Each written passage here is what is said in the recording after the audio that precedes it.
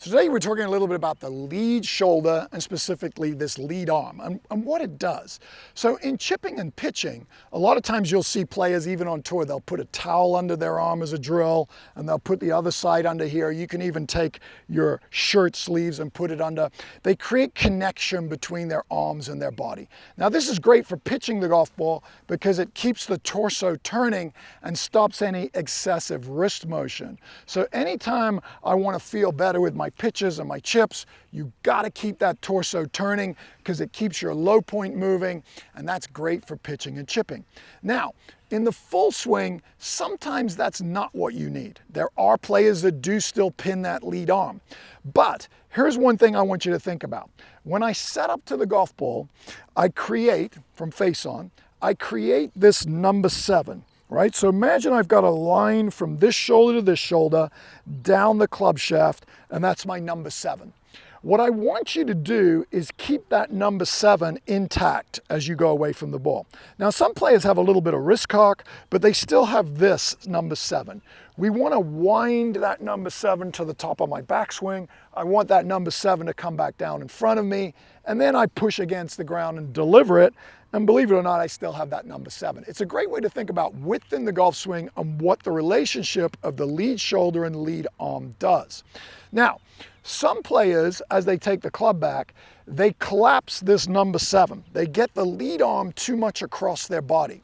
If I get the lead arm too much across my body, then a lot of times as I rotate, it'll get pulled out, and that can cause a steepening to the shaft, right? So I want to make sure that I keep this number 7. So look at the width I have here, and you'll see a lot of players, Adam Scott's beautiful at this, where he gets in his setup position and they look nice and wide here, and then they rotate to the top and they've got these beautiful positions at the top of their backswing, right? Now, this is key. I want to keep that number 7 to the top of my backswing. I almost want to feel like I have a little bit of a gap here, and that's another way to think about it. If I get this pinned across my body too much, it's going to want to come out because rotational force pulls the club and there's torques and everything going on, and it can pull the club out. So what I want you to think about is I actually want you to set up and feel like you've got just a little bit of a gap under here, right?